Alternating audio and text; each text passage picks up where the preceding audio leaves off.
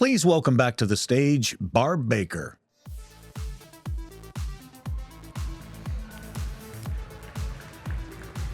Welcome back, everyone. Thanks for coming back.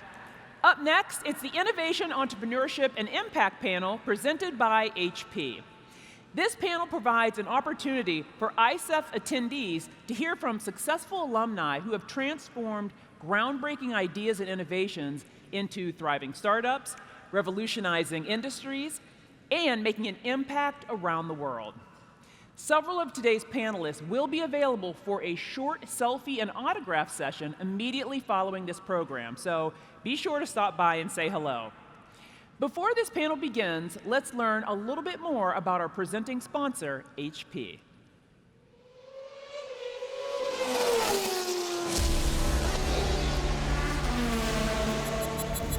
On the track, every second counts. Behind the scenes is where performance begins. Scuderia Ferrari HP uses advanced analytics to prevent issues before they impact the drivers. The HP Workforce Experience Platform anticipates and removes digital friction before it slows your team down.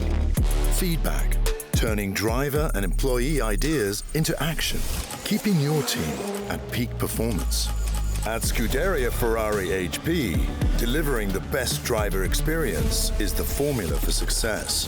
For HP, delivering the best digital employee experience is the future. The race is won before it even starts.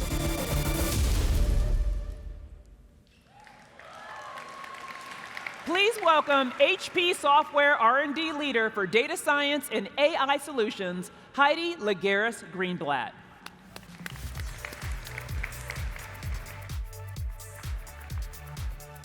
Wow, how cool was that video, right? Speed, precision, power. That's the kind of energy we all need when we think about innovation. It's also a perfect reminder that behind every great performance is a team of engineers, designers, and problem solvers, just like many of you here today. I'm Heidi Laguerres-Greenblatt, and I'm so excited to be here in a room full of scientists, technologists, engineers, and creators. I started my journey, and by the way, I'm from Puerto Rico, so I was born and raised in Puerto Rico, so I'm proud to hear so many of you here. So I started my journey as a curious kid who loved to ask why. And now I get to work at HP, a company that's all about what ifs. At HP, we believe that one thoughtful idea has the power to change the world. Whether it's reimagining how we work, how we learn, or designing technologies that serve not only businesses, but also entire communities. Our mission is very clear: create technologies that drive ambitious and meaningful progress. We're focused on shaping the future of work, where human creativity and cutting-edge technology, we come together, we combine them to solve real-life problems. Because the future isn't something we're just waiting for. It's something we want to build. And the future starts with people like you. So today's panel is a chance to explore what it really means to be an innovator and an entrepreneur. You'll hear from ISEF alumni who build careers by daring to think differently, solving problems, and believing that their ideas could really make a difference. So today, ask questions, be bold, and keep imagining what's possible, because your ideas might just be the one that changes everything. So thank you for having me. I hope you have great conversations. Thank you again.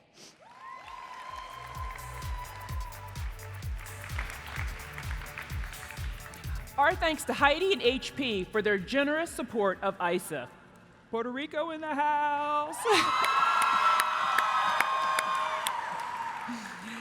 And a reminder for those of you presenting your questions to this panel, please step to the microphone in the center aisle when prompted. With that, please welcome back Maya Ajmera along with today's panelists.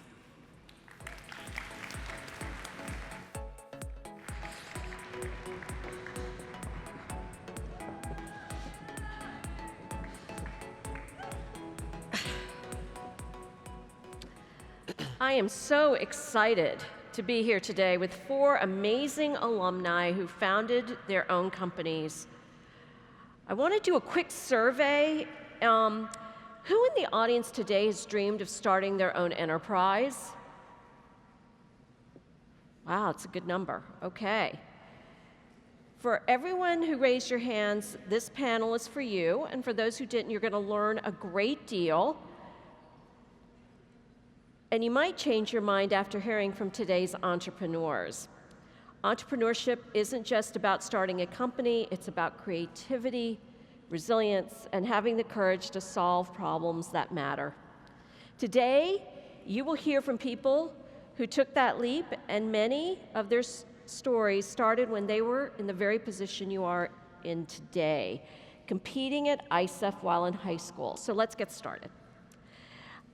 Today we have Nivatha Balendra is the CEO and founder of Dispersa, a clean tech startup that focuses on offering sustainable alternatives to synthetic surfactants through natural microbe-derived soapy compounds known as biosurfactants. Did I get that right? You got it.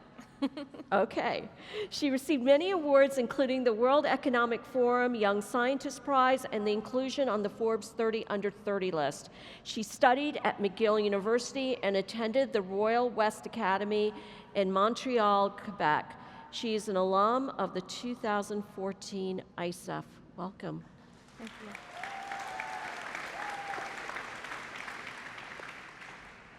We next have Akilesh, Bapu, founder of DeepScribe, which is a leader in ambient AI medical scribe technology. He has been recognized for his impactful contributions to healthcare, earning notable honors such as Forbes 30 Under 30 and Rock Health's Top 50 in Digital Health. He earned his degree in electrical engineering and computer science from UC Berkeley. And for high school, he attended the Texas Academy of Mathematics and Science in Denton, Texas. Akilesh competed in ISEF in 2015. Welcome.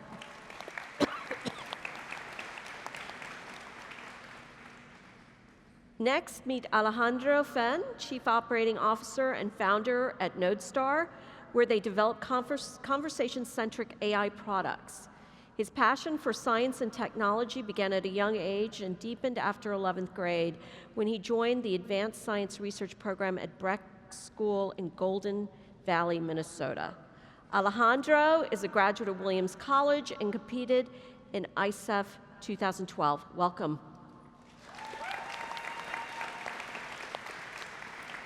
And lastly, let's welcome Hannah Herbst, a Forbes 30 Under 30 inventor and the founder and CEO of Golden Hour Medical.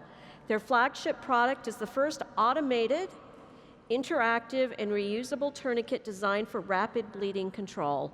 She holds a BS from Florida Atlantic University and a certificate in business and innovation from Stanford University. She attended Florida Atlantic University High School in Boca Raton. Hannah is an alum of the 2016, 2017, and 2019 ISEF. Welcome.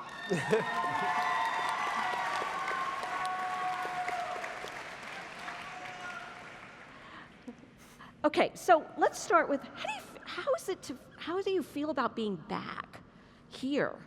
Alejandro. I mean, seeing all of you and just like feeling this energy that I felt when I was in your shoes, like honestly, this experience for me gave me the courage and the belief that I could do something like really hard where there's a lot of unknowns and you got to figure things out as you go. Like this experience of ISEF and the research that went into it gave me that courage that I probably wouldn't have had otherwise. So it's truly amazing. Hannah? Yeah. I would completely echo that. ISEF had such a huge impact on me, and I think really formed the building blocks that I needed to go and start a company. So it's amazing to be back, to meet all of you finalists who have worked so hard this year. We're so proud of you and excited for you and grateful to be here. Akilesh? Sure, it feels nostalgic. I feel the energy from the audience and honestly feel inspired to see all of you guys competing in all the amazing projects. And I remember being super inspired on that side of the room, so excited to give back and share some of the insights and tips that I've learned along the way of founding a company, and happy to share more, but it's been an honor. Absolutely.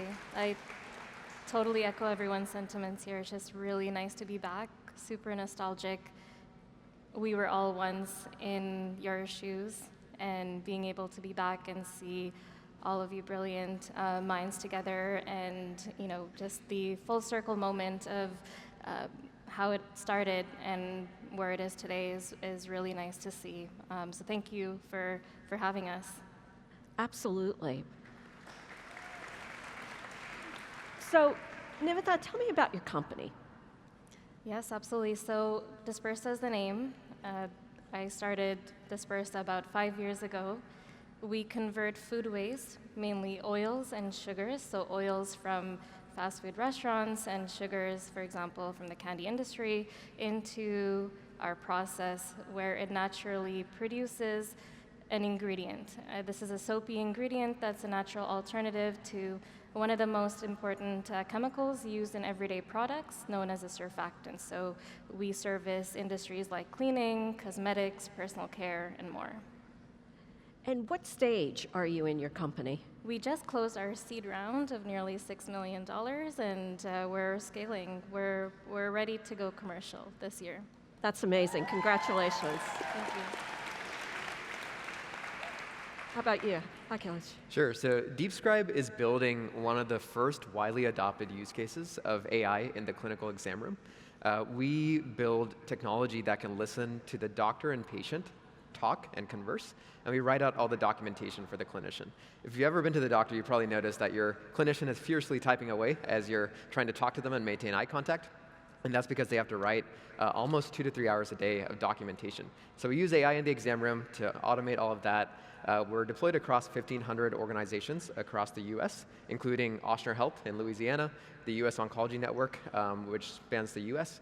And one of the cool things that we've realized as we've gone beyond documentation is that AI is actually able to add diagnoses that clinicians are actually not thinking of today. So for every 3 diagnoses that a clinician adds during a visit, we add another through DeepScribe AI. So excited to see how far AI has come and share more about that as we go. And how far have you come with your company? Where are you? We are Series B. Wonderful. Okay, Alejandro. So Nodestar is an AI product company. We're basically focused on two verticals. The first is conversational AI products, so you can imagine things like talking with a certified financial planner, or something that's applicable for education, let's say learning about different things that you would learn in a textbook or an e-learning platform, but making that conversational, making that a lot more engaging. So that's one vertical, and the second is basically like everyone that has a job. There's so many boring tasks that are very administrative in nature, trying to aggregate all this information from email or some project management tool. You just kind of get stuck a lot of times, and a lot of time is spent doing these tasks that really isn't moving the ball forward in terms of creating positive innovation for the world. So trying to help people take those things away so they can do higher leverage work. And we are pre-funded in the sense of we're self-funded just through revenue from different projects we've done. And Hannah. Yes.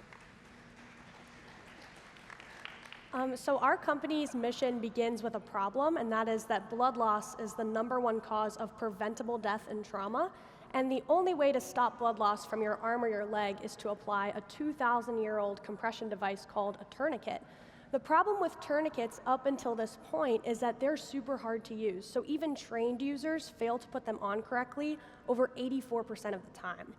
I realized if I were in a situation where I needed to help someone and grab the Stop the Bleed kit off the wall, chances are I couldn't do it, and that's the case for most people. So to overcome that, we developed AutoTQ. It's the first patented FDA-cleared automated tourniquet designed to be easy to use. So all you do to use it is grab it out of the kit and then follow the simple directions. So I'll slide up. When I press this power button, it'll start yelling at me, and then I'll just follow the directions. Tighten strap above bleeding, then press inflate. Oh, it says tighten strap above bleeding, then press inflate. So that's what I'll do. Tighten strap above bleeding, then press inflate. Tighten, inflating. And then it'll inflate up to pressure to stop my bleed. Then I can go reuse it on other patients and then get someone to a care provider that can help more. So that's our company.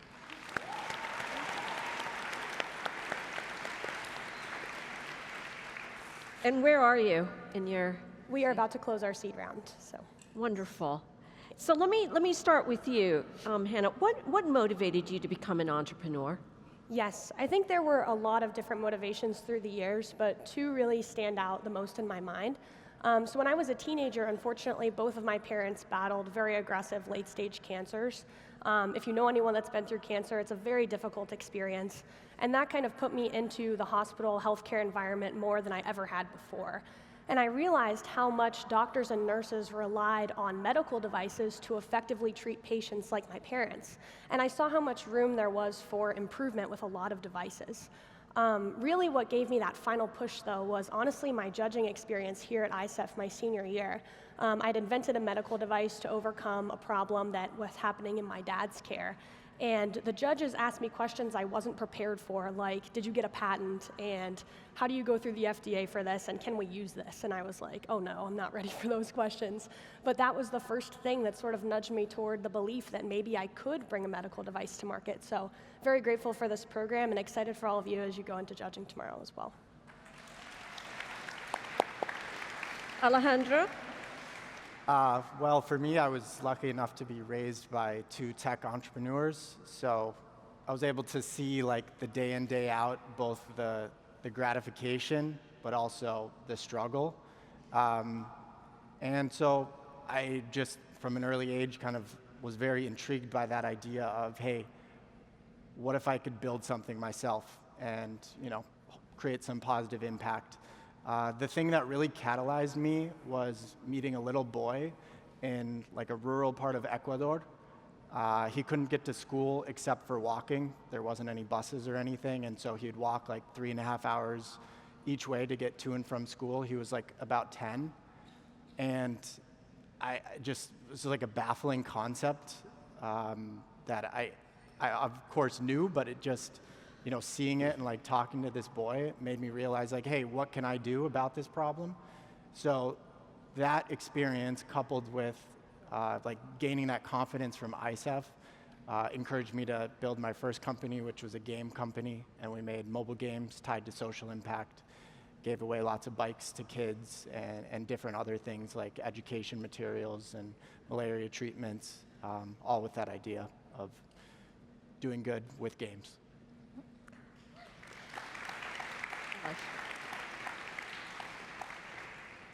Yeah, so for me, it started with the problem. My dad was an oncologist, and I would notice that he would spend most of his free time actually writing notes. And as a kid, you know, I didn't notice much of this or make much of it. But as I was a researcher in the AI lab at Berkeley and started to see what was on the cutting edge and went back home, it was like I was going a decade into the past. And so there was some opportunity there, but beyond the problem of just automating documentation, we realized that there was a bigger data problem in healthcare, and that this data that was in these conversations and coming from these patients, these valuable insights, wasn't actually making it to the training funnel for AI. And so we realized that if we could actually collect this data from conversations, then we could actually train AI to power insights that not only help doctors, but help patients. So that was the motivation for me. And similar to the others here, it started in high school, and I think part of it is a problem, but part of it is also knowing what's possible and what you can do. And I learned that at ISEF. I also learned that through the many hackathons that I participated in high school, and also the support system that we had at Berkeley, and the investors that were around believing in students to do things, the professors that inspired me. So that's kind of where my motivation comes from. Nivatha? I would say that my motivation definitely started at ISEF. Initially, the research that I participated in ISEF with sprouted from an inspiration to treat remediated oil spills, and that was actually coming from an incident that happened close to where I grew up in Montreal, in a town called Lac-Mégantic, where over 5 million gallons of oil were spilled into the environment. That spurred my interest to find a natural way of remediating these oil spills, and that's how I got into this research, which is the project that I ultimately participated in with at ISEF as well. But being at the competition and interacting with other minds and the judges and experts in the field, and from that I had the opportunity to also participate at the World Economic Forum, which I'm really grateful for, because all of this was really slow bursts of being a catalyst in this entrepreneurial journey. And when I was able to interact with industry experts and understand the real impact of how this preliminary research could be scaled up and have a massive impact on society and the environment, that's what ultimately pushed me towards entrepreneurship. It's not something that I naturally woke up and thought, wow, it would be great to be an entrepreneur.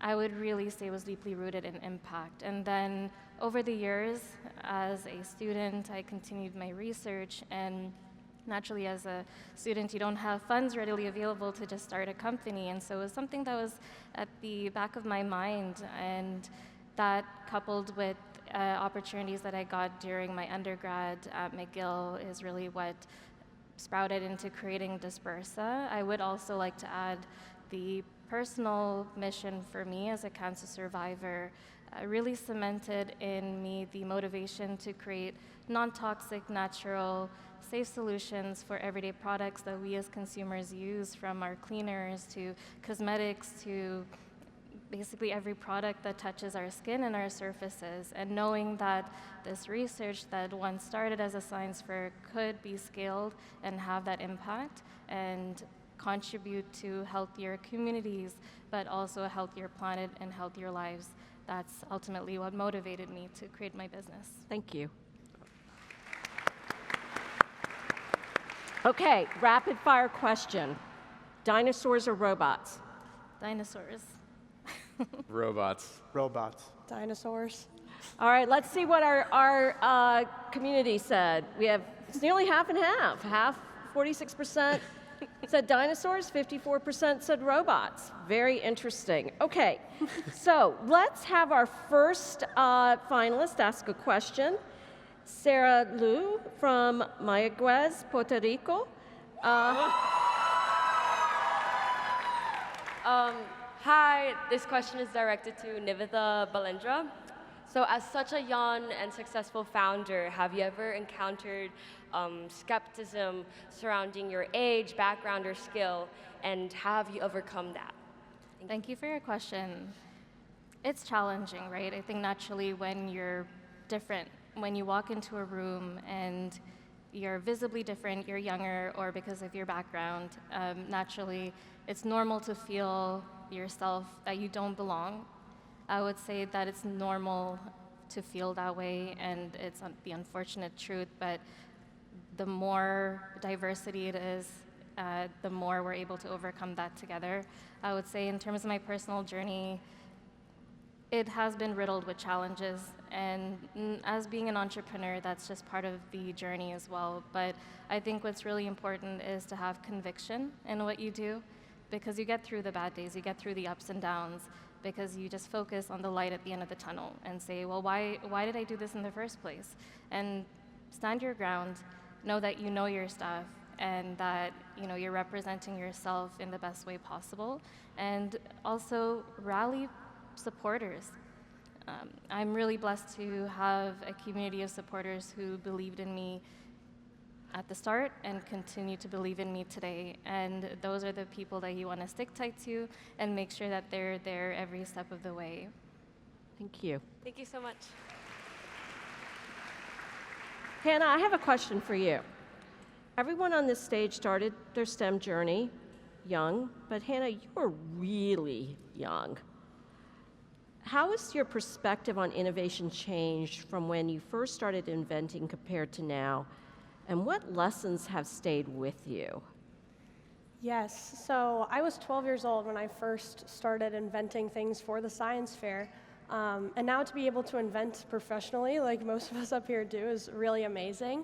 I would say my perspective has really stayed relatively the same. I mean, I think it always starts with a problem and with a person, and that's how you kind of stay motivated through it and say, okay, I'm solving something that's real and that's going to help someone at the end of the day.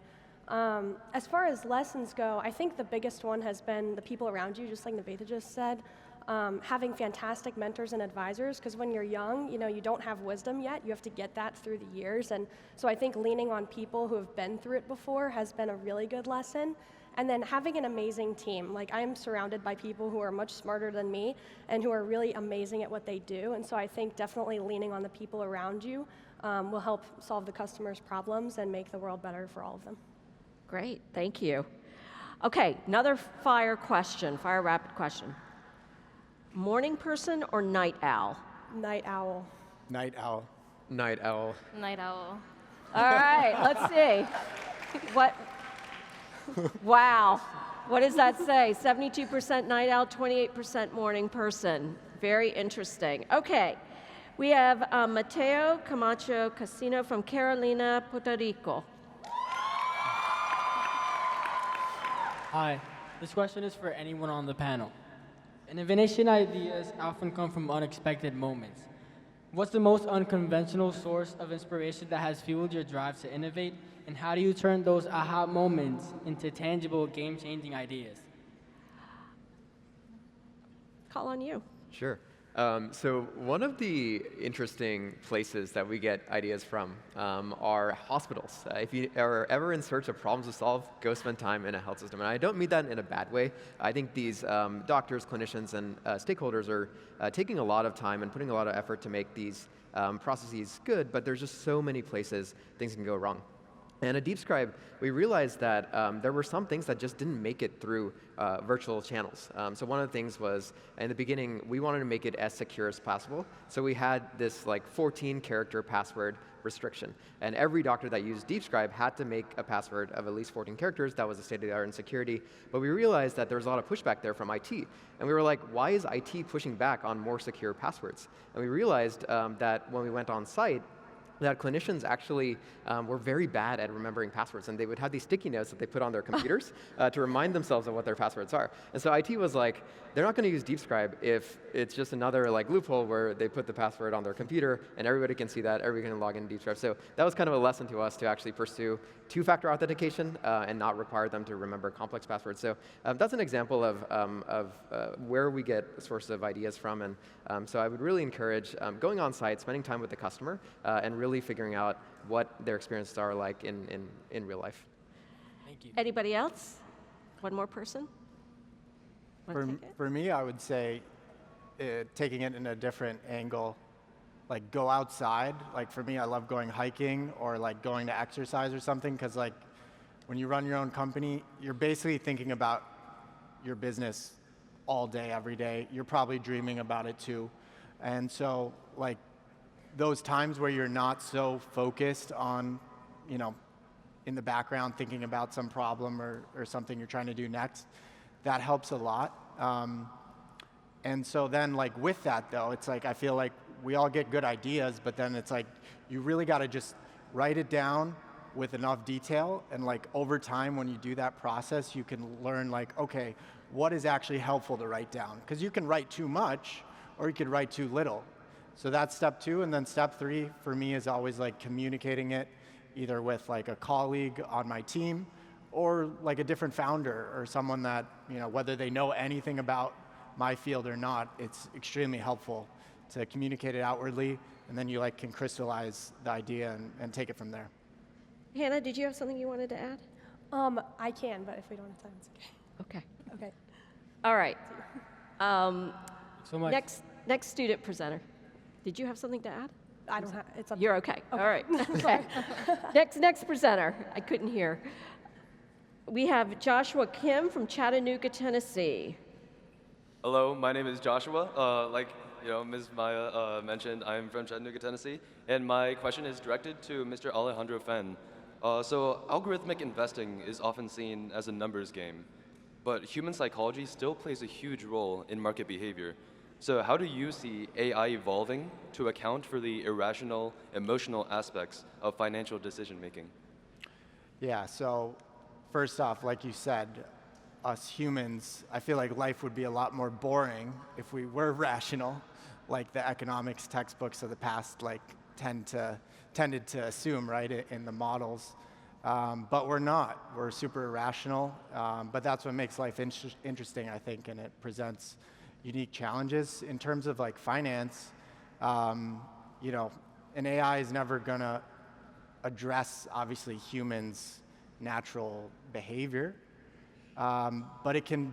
I think in the coming years it'll be able to better like predict through modeling and through like understanding behaviors and the large data sets that inform that of like, okay, what drives this irrational behavior? Like, is it even irrational? Like, there's lots of these questions, and so I think it's more like along the lines of whether it's in this example of finance, but can be in anything behavioral health or health related, like, okay, what is happening and like what is driving people to make those decisions, and then how can we train AIs and build AIs that kind of push people to make better decisions tied to their own personal goals and motives. So it's a big, open task for sure for everyone, but I think that's a way that like AI can actually help everyone in their daily lives like move towards like their long-term goals. Thank you. Thank you so much. Okay, I have a question for all of you. It is not always smooth sailing when you're launching a company. How do you remain motivated when things get tough or uncertain? Who wants to take that? You're kind of shaking your head. Go for it. I think this is something we've all experienced, but being a founder is one of the loneliest jobs in the world. But I think it's important to learn from others that have been in your shoes. So one thing I like to do is just think of 5 people that I think of as generally successful. Maybe Steve Jobs, Jensen Huang from NVIDIA, and even Elon Musk. And think about their journeys. Steve Jobs and Elon actually got fired from their first company. Elon actually got fired from his first 2 companies, and they still came out on top. Jensen Huang had to lay off 50% of his staff after getting the graphic architecture wrong in the early days of NVIDIA. So just think about the problems that other people have faced. They've experienced 10 times worse, read about them and read about how they came on top. And that always never fails to inspire you to do more and meet their level. Anybody else? Yeah, I think I would definitely add, and that was a perfect answer, like I completely agree. Staying connected to like why you're doing what you're doing as well. Like for us, we solve a problem where it impacts a lot of people, and I've been very fortunate to meet and work with a lot of people that have been personally affected by blood loss, either through treating it or through losing family members to it. And I think being connected to their stories and realizing like we're solving a problem that's going to help give other people a second chance at life is very, very motivating when things get hard. Absolutely. I mean, I fully agree. I think knowing that you have a solution that can impact a life, impact the environment is definitely motivating and is something that really adds fuel to the fire for us as a team. And I do want to emphasize the team because, as you mentioned, the journey of being a founder is lonely, but then what starts off as a single person's dream is now shared amongst the team. And what's really exciting at Dispersa is today we're 16 people and growing. And even when there are those down days and you're thinking, well, how am I going to get through this? I just look to the team and see such motivated and brilliant minds coming into work each and every day, trying to solve this problem because they want to make this work. They want to see our solution out in the market. And not only from a commercial sense, we're talking about impacting the environment. When we bring our technology to light, we're going to help prevent and reduce over 1 million tons of CO2 equivalent emissions. When we're at scale, from a life's perspective, we're going to be able to help prevent at least 20,000 diseases from coming to life as well every year. So this is a type of impact that we try to keep in mind every day. Is it's not about creating a successful business from a revenue perspective. It's the metric for us is how are we impacting the planet and how are we impacting the generation after us. Nicely said. Thank you. Okay, I have a question for Akilesh, right? While people are very excited about the promise of AI, they can be nervous about the technology in terms of its accuracy, the potential for bias, and security. How are you overcoming those concerns, and are there other areas in health that you think are ripe for AI integrations? And would you even tell us? That's a great one. I feel like AI is just so good at convincing you that it's right, even though it's completely wrong at points. And there's no replacement, we learned at DeepScribe, for just hard work and effort to make sure these systems are doing what we intend them to. And it starts with evals, or evaluations. And these are benchmarks that we use to make sure that the AI is performing tasks both accurately and is not making mistakes in areas that we know it shouldn't. And even though we're a 100% company, I've spent time myself actually writing these evals. So it starts from the top and goes to the bottom, requires a ton of effort. You really have to assume that everything that can go wrong will go wrong and design for that. So that's the approach we take at DeepScribe. We take it very seriously. In terms of in the medical field, especially, you start to see doctors maybe get complacent when you realize that we're making them more productive and miss out on certain minor areas where the AI can actually be inserting things both sneakily and intentionally. And you want to always make sure you're on guard and double checking. So that's how I would answer the first question. In terms of the areas that are ripe for innovation in healthcare, this is a fun one because I think healthcare is one of the industries that I think has seen a lot of impact in the last, especially 3 years since ChatGPT got released. But the first thing is disjoint processes. So the information often doesn't make it from the software that is doing patient triaging to the software like the EHR where the information is getting kept to the downstream processes like the pharmacies that are ordering medication. So I think connecting them together is an interesting area. The second one I would highlight is preventative medicine. AI is really, really good at pattern matching. So can we leverage that to actually catch diseases early using the sensors that we have and the wearables that we have? And the last thing is testing. I think we all know, and I've seen a few projects on the floor around cheaper and more effective testing.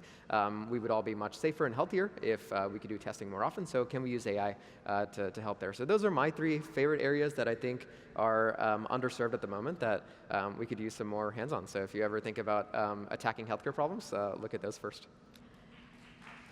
Thank you. Okay, Alejandro. What technologies or trends do you believe will most influence the evolution of AI over the next 5 to 10 years? I'm going to say the 5 years, because 10 years, who knows? But basically, a lot of the AI right now, you could think of it as reactive. It requires a very kind of defined, structured data set. It's usually more like a workflow, and it's just delivering an output based on some input. But what I think is coming even in the next year or two is more what I would call proactive agents. So things that can take maybe not as structured data and output something that isn't just a single action, but a chain of actions. So that's really the biggest thing I see. And along with that, what enables that I think will be coming is a lot of reinforcement learning. So that idea of you can train the AI where it can learn dynamically based on real world usages and continue to iterate and improve. So that's kind of the biggest area that I'm most excited about. Thank you. Okay. Cooper's been standing there very patiently. So we have Cooper Grancenzer Freaks from Overland Park, Kansas. Hi, how we doing? All right, my question is, at what point did you take a risk that didn't pay off, but you don't regret? Hannah? Yes, so this is something that I hope you all don't repeat, but right after ISEF my senior year, I took the advice of some people and went to go get a patent on my idea and hired this law firm to write my patent for me, and ended up not being able to get it because someone had posted a video of me without my knowledge, and the patent office took a little screenshot and sent it to me and said, "You can't get a patent on this." And naturally, I was heartbroken. But if that experience hadn't happened, I would never have learned to write my own patents, which I think is a really important part of the inventive process and have really contributed to the growth and development of AutoTQ. So it was definitely a risk that didn't pay off, but I'm really grateful it didn't. And there are a lot of those stories that I think all of us could probably share. Anybody else here?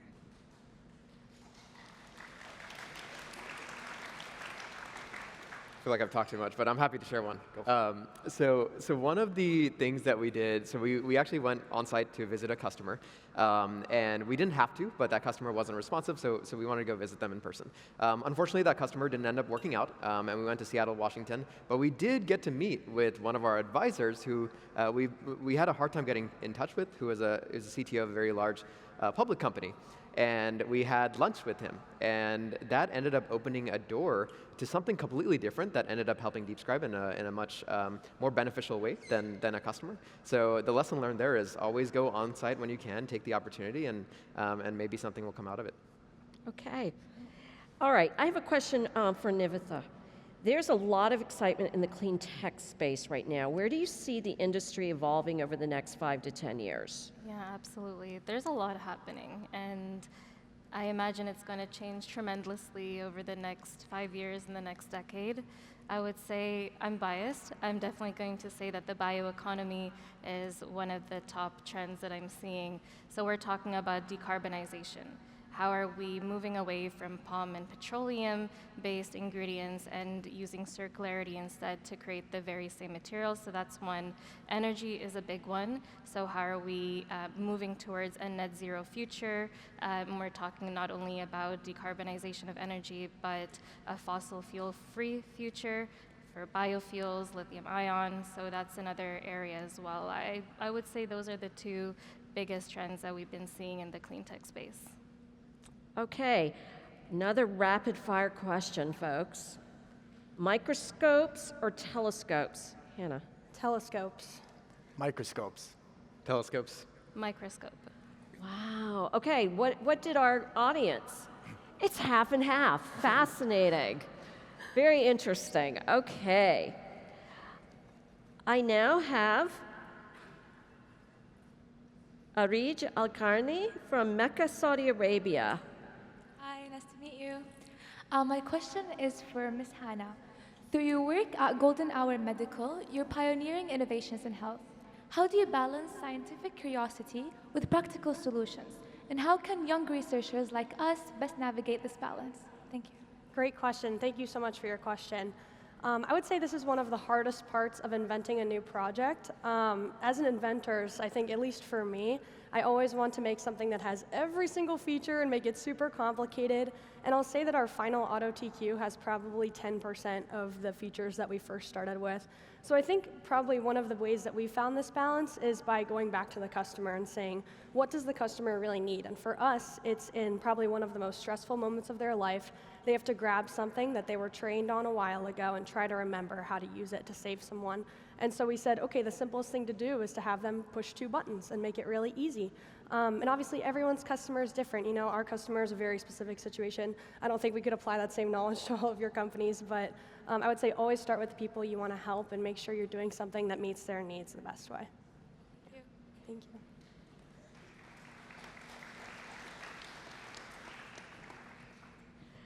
I have Minju Lee from Hongseong, South Korea. I hope I said that correctly. I would like to ask a question to Akilesh Bapu. As my Braille device involves user trust and accuracy, similar to your AI-driven medical transcription solution, what steps did you find critical in building early trust and reliability, especially when introducing technology into areas closely tied to users' well-being? That's a great question, and deeply personal to us at DeepScribe as we're serving clinicians and their patients. Our strategy there was to really meet clinicians where they are. So looking at their workflows, looking at their bank of templates, looking at the different types of clinicians there are, their sort of tech savviness and how of an early adopter or late adopter they may be to software, and design around that. So one of the things we did was we had an onboarding flow that really where clinicians could actually like drop their templates and their resources, and we would actually learn from that and create a customized note off the bat. Some of our competitors and others in that field would just give a one-size-all template or one-size-all document, and clinicians weren't able to actually make use of that. So customization, meeting them where they are, was where we started.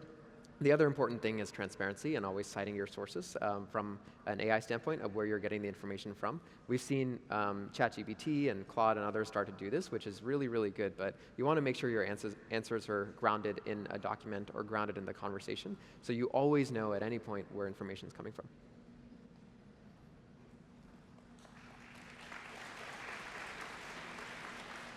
So I have one more fire rapid question, but it's my favorite, but it's not going to come up because they didn't ask the audience, but I've got to ask it. Waffles or pancakes? Waffles. Waffles. Pancakes. Waffles. Interesting. Okay.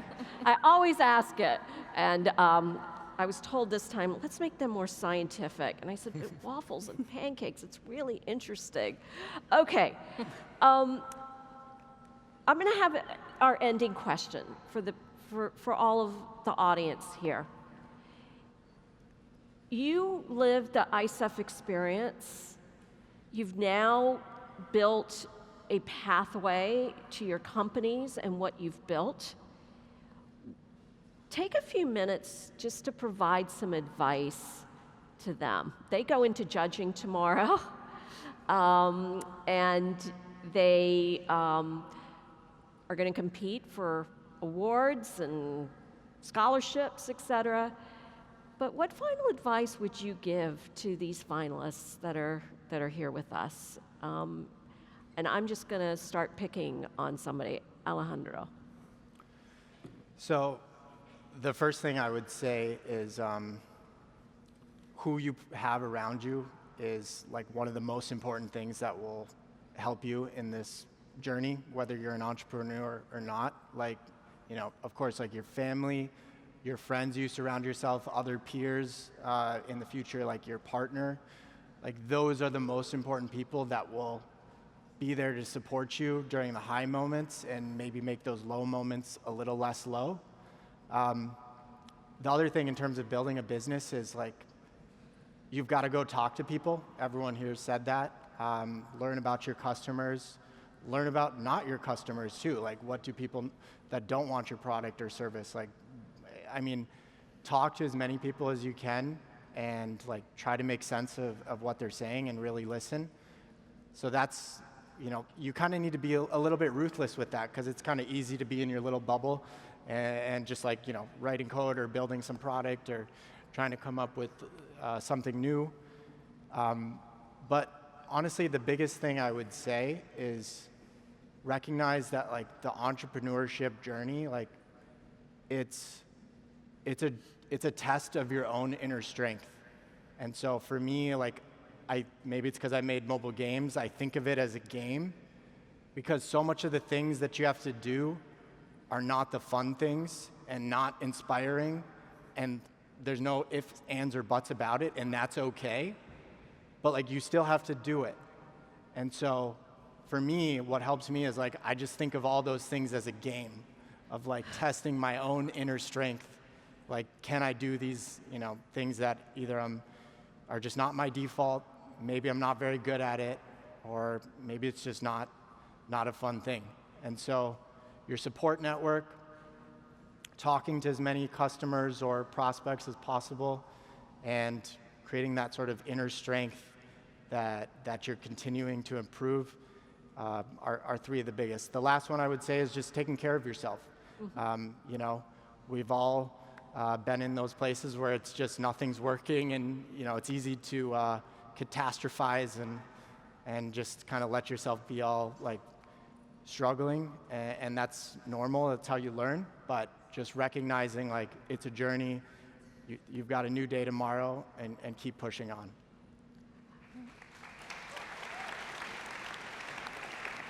Nivatha, do you have any advice for the finalists? Yeah, absolutely. I love what you've already said. If I were to add anything more, it would be first, don't feel like you need to know everything. I think especially whether it's with judging that's about to happen, but also when you're growing your idea, whether it be into a business or any other area of your career pathway, it's okay to not know the answer. And it's okay to reach out and ask for help, because no one is expecting you to also have all the answers. And never let that curiosity go of the wanting to learn. So surrounding yourself with people who are brighter than you, who you want to learn from, who you envision yourselves being, that's the biggest asset for sure. And that kind of trickles into my next point, which is building your own circle of mentors, your community. Take whether it's 5 or 10 people and say, you know, this is where I want to be, or this is someone who I could learn X skill from. Chances are they are more than willing to support you and would love to, and maybe they're in this room right now as well. Definitely send that email, call them up and say, would you be open to mentoring me? And start building that network from today, and it'll definitely pay off in the future. Having that support system of someone who can guide you through the ups and the downs, and someone who can really bring you on that journey to learn from is really invaluable. And a third thing that I would mention is really never losing sight of your why. Like, why did you start this research? Why are you doing this? What is your passion?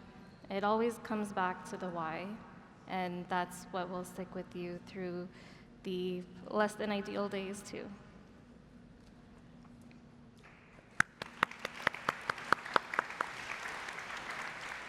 Akilesh. Yeah, I love that answer, and echoing what you said.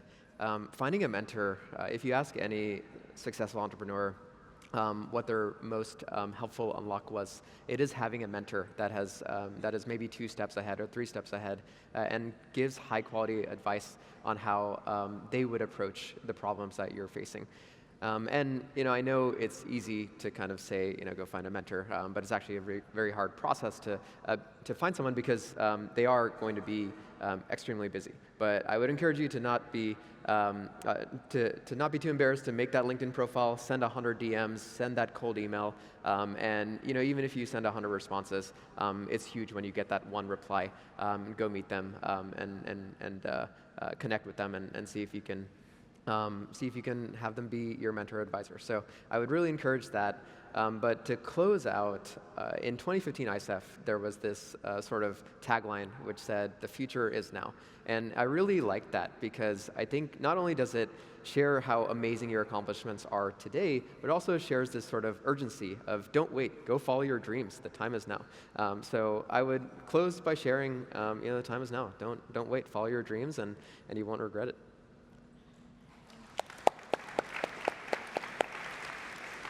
And Hannah, you got the last word. Yes, well, I would absolutely echo all of the sentiments that have been shared. Like, this is absolutely perfect.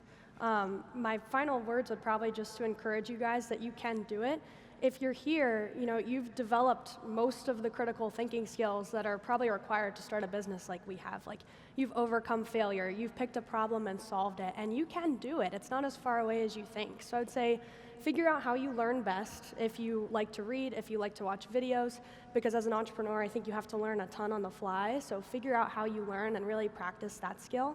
And when you have a problem that keeps you up at night and you have an idea for a solution that could help people, I would just encourage you to try it, because there's nothing to lose and there's a ton to gain by helping others and taking your time to solve a problem that exists. So very proud of you all and excited for you.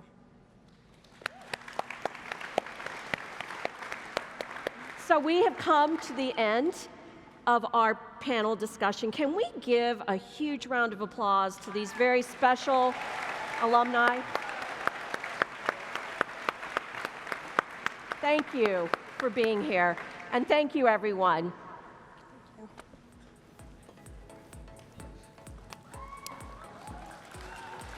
Thank you to Maya, today's alumni panelists, and to HP for their support of today's panel. Next, we invite you to stop by the autograph and selfie section, which is right outside Hall A, featuring our today's amazing panelists. And then we'll see you back here tomorrow night for the Student Mixer sponsored by The Ohio State University, featuring Columbus's own DJ Cough Drop. Check the app for all the latest scheduling details. And thanks everyone for joining us today, and everyone have a great afternoon. See ya.